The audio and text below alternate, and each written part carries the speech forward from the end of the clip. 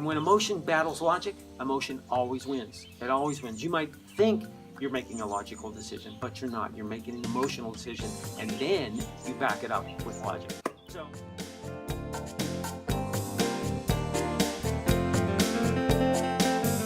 hey everybody, Dr. Dan here, and I guide students to be smart about higher education and live a life that matters. Now, this is the 5th video of a 5-part series on core values, and today's core value that we're going to cover is titled Self-Efficacy.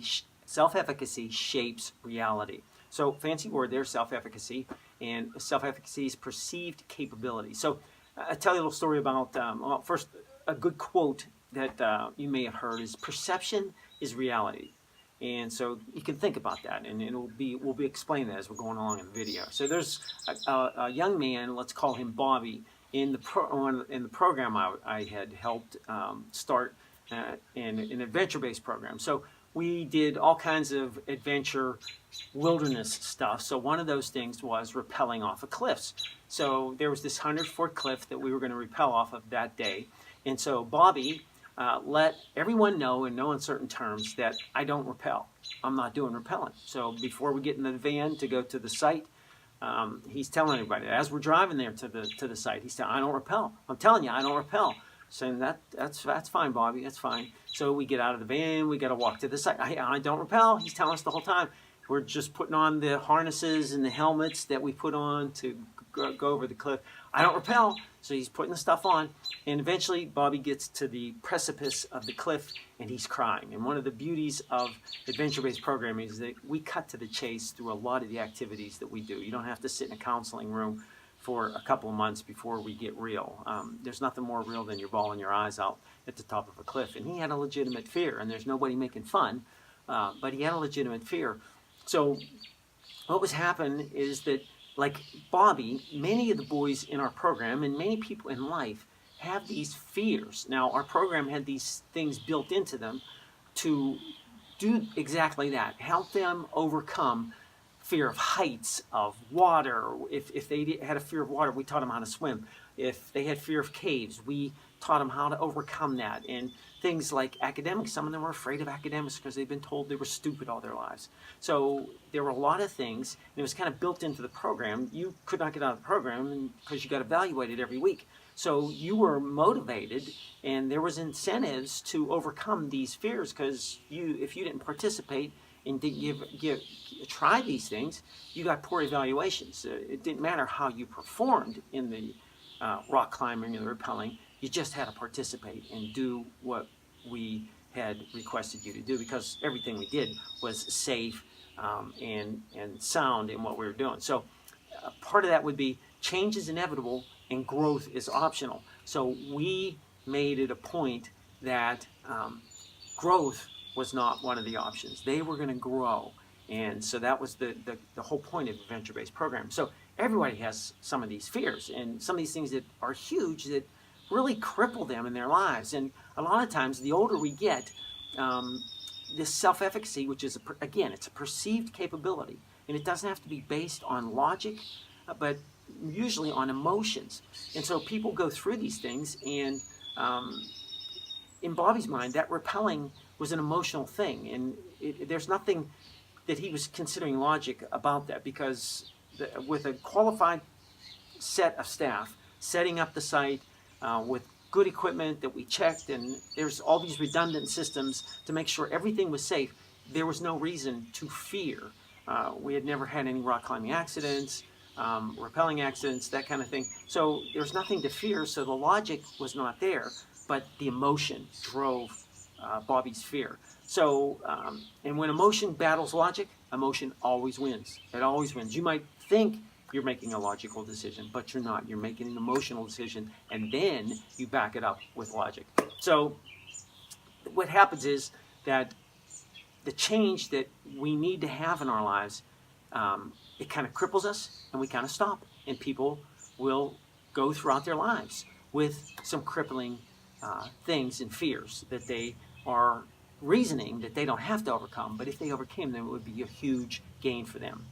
So some of these self-efficacy dysfunctions are not a big deal. So, for example, if I perceive I'm not very capable in noodling, you need to Google it because it's a pretty cool thing where they try to catch catfish with their arms. And if I perceive I'm not capable of that, not a big deal.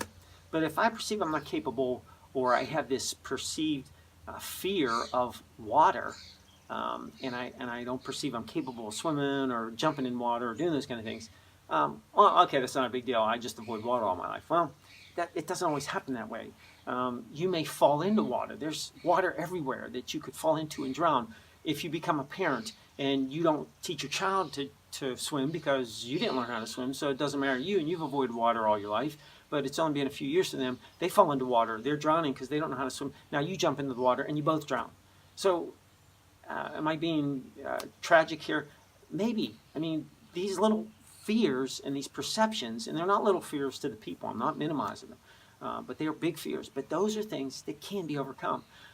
There's simple things like just overcoming your perceived capability in names. You hear people all the time, I'm not good at names. Well, no, that's your perception. That's not reality.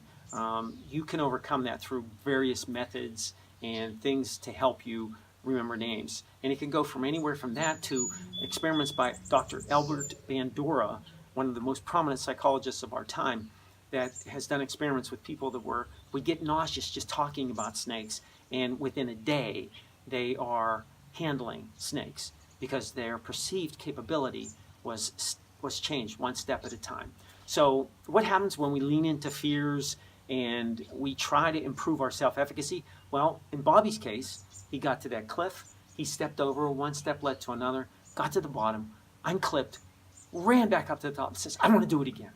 And so I get choked up thinking about how Bobby overcame what could have been a lifelong fear that would hinder his ability to get the fullness of life. Can you avoid heights all the time? Yeah, but are there some situations where there's a normal fear of heights, but being fearful of anything overlooking something is not living fullness of life. So people could overcome the fear of flying, and the grandparents could have the capability of visiting their children, or parents visiting their children because they weren't afraid to fly. They could go on higher quality of vacations if they didn't have that fear of flying. So there's a bunch of cliffs in our lives, air quotes, cliffs in our lives that we need to step over. We all have them.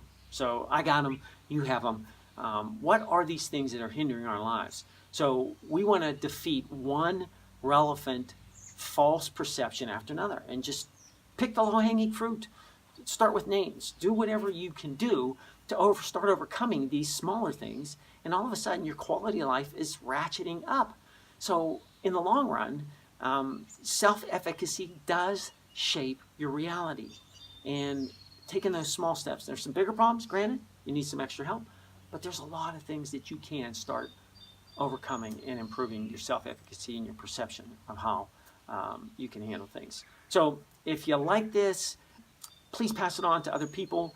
Like it, share it, become a fan, that kind of stuff, all on Facebook and the media.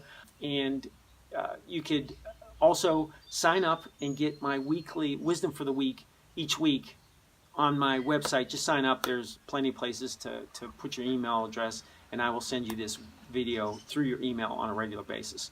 So great talking to you. Leave your comments. I'd love to know what some of the things that you are, your perceived capabilities and things that you have overcome. So this is Dr. Dan. Know where you're going in life. Become the person you're destined to be and make a difference in the world. Yerkes and Dodson, they created this law through their research that shows that performance and arousal have this sweet spot, that you have to have a bit of excitement in order to perform well. In other words, you can't